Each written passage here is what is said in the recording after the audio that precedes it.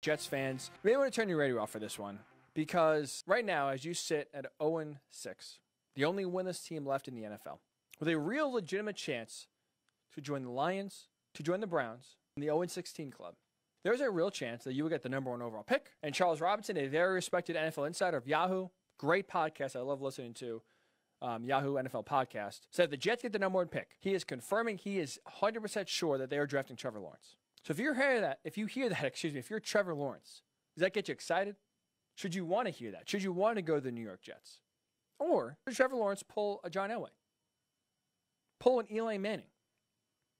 Prevent the Jets from drafting him? It's interesting. I want to play this clip because this is where it kind of started, this thought in my head started circulating. I want to play with Roddy Whitehead, right? Former Atlanta Falcons wide receiver, gave some advice for Trevor Lawrence. And that is to avoid the Jets. Now, the clip is a little bit longer. It's a minute long. I apologize. But I think this is good info here. This is Roddy White saying what Trevor Lawrence should do if the Jets get the number 1 overall pick. And if I'm Trevor Lawrence, if the Jets finish with no wins, I just go back to Clemson. Really? Yeah, I just go back. I'm just going to go back for another year. I don't want any part of that organization. That organization. Well, you're a South Carolina guy. Do you have any ins with the Clemson organization? Are you in Trevor Lawrence's ear? Don't leave if the Jets have the number 1 pick. No, I'm telling them right now. I mean, one of my cousins, Tony Elliott, the co-offensive coordinator. We're actually related, and we went to the same high school. So I would tell him to tell Trevor, if the Jets get the first pick, don't go. Just stay. Just stay 1 more year in college. And just enjoy your time, man. Just enjoy your time in college. Because it would be awful for you to get drafted by the Jets. Because they do not know how to put anything together over there as far as quarterbacking, as far as weapons around the quarterback, as far as anything that has to do with offensive talent. They can draft defensively, and they do a hell of a job on that side of the ball. As far as offense, man, that team is just bad at picking players. So there's Roddy White saying, Trevor Lawrence, go back to college. Go back to Clemson for your 4th and final year if the Jets are sitting there at number 1, because basically that will ruin your career. The Jets have been obviously a dumpster fire, as we've seen. It would be a disaster. Go back to Clemson. You're better served. This is why now I don't agree with with Roddy White talking about defensive players. The Jets have missed on plenty of defensive players. The list is too long. But I think the point is interesting. The thought is interesting. Because to me, hearing what Roddy White is saying, tell Trevor Lawrence, go back to college, avoid the Jets. Don't go to the Jets. That'll be the worst thing for your career. I think Roddy White is half right. Lawrence should absolutely avoid going to the Jets. Don't do it. Don't get drafted by the Jets. Don't let your career go down that cesspool that is at that organization. But going back to college isn't the answer. Going back to Clemson for your 4th and final season is not the answer. Because guess what? The Jets are going to be right back there in a year from now anyway. So Trevor Lawrence has to come out, start making some money now, and do whatever he can possibly do to prevent the Jets from drafting him. Just like John Elway, just like Eli Manning. Either threaten to sit out, not play, but you have to pull whatever leverage you possibly can if you're Trevor Lawrence to avoid going to the Jets, because it would be the worst possible career move for Trevor Lawrence. By far. By far. It would be the biggest detriment to his career, the biggest hurdles he'd have to overcome. And honestly, I'm not even sure with how great he is, that once-in-a-generation talent that we hear that Trevor Lawrence is. I don't think even he could overcome just that toxic environment that is the New York Jets right now. Because honestly, when you look around the NFL, when you look around at which quarterbacks have success, which quarterbacks have struggled, which quarterbacks are right now in a position to where they could be replaced. Just as important as the physical skills the quarterback has, just as important, right? Because you need talent, obviously, first and foremost. You have to have talent to be good at your job. But equally as important to having the talent, having the physical skills to get the job done and be a successful quarterback, it's also extremely important to go to the right spot. Go to a competent organization. Go to where the team will give you a chance to have success. So no matter how great the quarterback is, it is tough to overcome a horrendous organization. It is tough to overcome incompetence.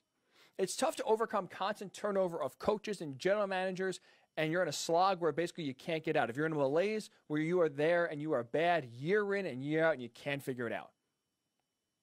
We are seeing that example live right in front of our face with Deshaun Watson. Look at Deshaun Watson with the Texans, right? He is by far, undoubtedly, one of the best quarterbacks in the league. No one's questioning his talent. No one is saying, oh, the Texans are having a bad year. It's Deshaun Watson's fault.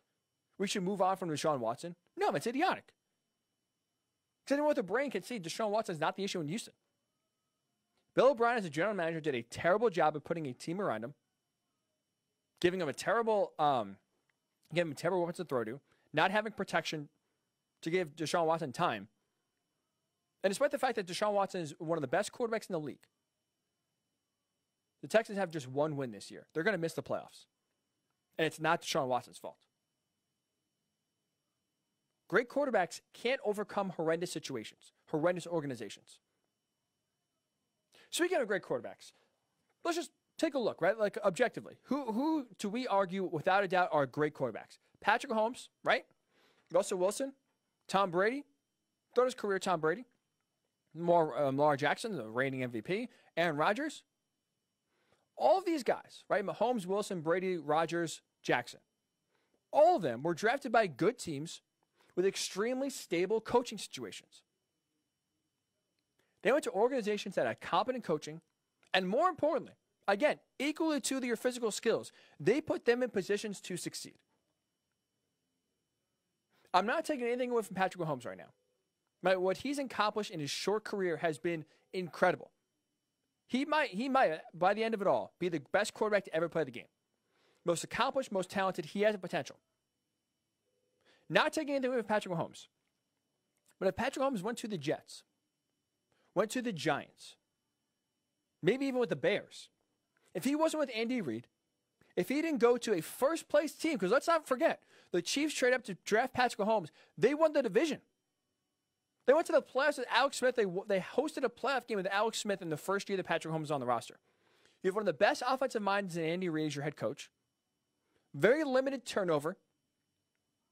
And a team that's ready to win. It was all made for Patrick Mahomes. They expected him to take him to the next level, and they took him to places they couldn't even imagine. Russell Wilson gets drafted by the Seahawks. Defensive-laden team first, right? Legion of Boom, that was a defensive-minded team. Run the ball, play good defense. Russell Wilson wasn't asked to do too much. And now as he's developed in his career, now as he's refined his skills, that's an offensive-led team. That is Russell Wilson's team. I can go through the list here. Tom Brady, Lamar Jackson, Aaron Rodgers. All in different ways were set up for success through the organization, through the talent around them, because they weren't asked to be the savior, they weren't asked to be the cure-all. Let's even go more recently, right? Because obviously all these names I'm listing are obviously great quarterbacks. Let's look at recent success for young quarterbacks. Josh Allen, Lamar Jackson. Back in 2017, the same draft that Sam Darnold was in with the Jets, which we'll get to him in a second here. But Josh Allen and Lamar Jackson, two of the, I don't want to say overlooked, but Baker Mayfield got a lot of hype. Sam Darnold got a lot of hype. Josh Rosen got a lot of hype. Josh Allen's a big question mark going to the Bills. Lamar Jackson is really a big unknown. A lot of doubts. They both go to stable organizations. They're able to surround them with talent. Now you look, Josh Allen has a team in the Bills that should win the AFC East this year. Lamar Jackson just won the MVP last year. They were able to thrive because the situations around them were stable and they were put in positions to succeed. Look at Sam Darnold now. Let's go right to the Jets because he was in that same draft as Josh Allen. He's in that same draft as Lamar Jackson. What are we talking about with Sam Darnold? He's about to get traded. He's about to get picked, about to get on a new team because he wasn't, in the Jets' minds, able to cure them from all their illnesses or all their ailments, all their ailments. Despite the fact that their offensive line was trash. Their wide receivers, honestly, of the talent of me and you. But seriously, look at who Sam Darnold's throwing the ball to. Their talent is equivalent to me and you. The running back game has been a disaster. If Adam Gase, a quarterback whisperer, an offensive genius, who ranks last in every offensive category this year, last year with the Dolphins. So Sam Darnold's been hurt by an awful supporting cast and incompetent coaching. Let's go to Baker Mayfield. Again, that same quarterback in that draft. Goes number 1 overall to the Browns. Baker Mayfield is really a piñata so far this season, despite the fact that the Browns are 4-2. because they've lost both games to really good teams in the Ravens and the Steelers and really weren't close. But let's look at Baker's situation, right? Because now there are already discussions. And again, working with my guy Ken Carmen in Cleveland. He hosts a morning show there every single morning. He takes calls from fans every single day about Baker Mayfield and the Browns. The fan base is already, despite the fact that Baker Mayfield has had 4 head coaches in 3 years, despite the fact that the offense that looks like he could actually fit in with Kevin Stefanski, have some success with, he may only get 1 year. And if he doesn't win a playoff game or 2, he could be out. The fans could basically be, all right, we're done with this guy. So despite the fact that he's had 4 head coaches in 3 seasons, never had one offense carry over to another year, he's already could be on the block. He already could be traded or cut or benched. That turnover wreaks havoc to success. Look at Joe Burrow. The offensive line is getting him killed. He's not having time to be able to be successful because they can't protect him. We look at a guy like Justin Herbert, because he goes to a team with talent in the Chargers. We're raving about Justin Herbert. We're looking at his big arm. Because he's making the flashy plays because he has talent to throw the ball to. He has time to throw the ball, unlike Joe Burrow in Cincinnati. So history has shown, just as important as your physical skills is the situation you go to. The Jets are one of the worst situations in all football. They're going to have a new head coach again, and after Adam Gase is fired, probably at the end of the season. But there's zero stability in the front office, with ownership, with the team, with the roster, that gives you any sort of hope, any sort of inclination that Trevor Lawrence could come in and have success. So if you're Trevor Lawrence, if you see the common denominator that these great quarterbacks have had, like Russell Wilson, Patrick Mahomes, Tom Brady, Lamar Jackson, Aaron Rodgers, even look as recently like I said as Lamar Jackson, Josh Allen, young quarterbacks who have success, who aren't on the quote-unquote hot seat, if you want to say quarterbacks are on the hot seat. And look at the quarterbacks who are already given up upon, who already have a lot of pressure on them to win or they're out. Sam Darnold, which is the same situation you're about to go to, and Baker Mayfield, despite the fact he's had 4 head coaches in 3 years. The fans are done with him, and there's calls to bring in Matthew Stafford, bring in Matt Ryan, bring someone else in, because they're done with Baker. The situation you go to is equally as important, if not even more important, than the physical talents and skills that you have. So seeing this, Trevor Lawrence should realize, if I go to the Jets, I am screwed. I can't play my way out of this. He honestly, think about it. The Jets right now are probably closer talent-wise to Clemson than the second worst team in the NFL. The Jets are closer to a college team than they are the second worst team in the NFL. So now if you're Trevor Lawrence, why would you want to go there? Why would you want your career basically to fail before it even gets started? Because you're not given a chance to succeed. Sam Darnold has all the talent in the world. Again, you hear me week in and week out salivating at the thought that Sam Darnold could be a part of a different organization. Preferably as a Colts fan, I would love him on the Colts.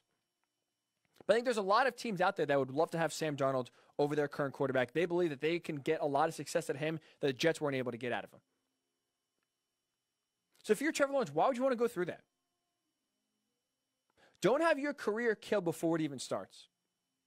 Don't take the physical punishment. Don't take the criticism that comes with being the Jets quarterback because you aren't the savior. Because guess what?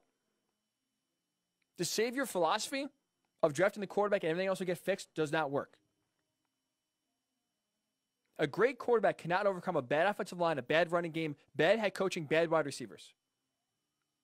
Trevor Lawrence has to realize that, get out ahead of it, and again, not allow his career to get derailed before it even starts. So hold out, pull whatever sort of leverage you got to do. Going back to college is not the option. You're going to the draft. You're going to get drafted. Do what you can to don't go to the Jets, to prevent yourself from getting drafted by the Jets. Did they get Eli Manning, who's regretting not going to the Chargers or forcing out of San Diego? Think Philip Rivers would love to be on the Giants instead of the Chargers for his entire career? Look at the two career trajectories. Look how we talk about them. Eli Manning, 2-time Super Bowl winner. Philip Rivers, still trying to chase that. Trevor Lawrence. Look at history. History is a guide. History has shown you go to a bad organization, you're going to be bad. You go to a good organization with good coaches, competent run leadership, good players, you will have success.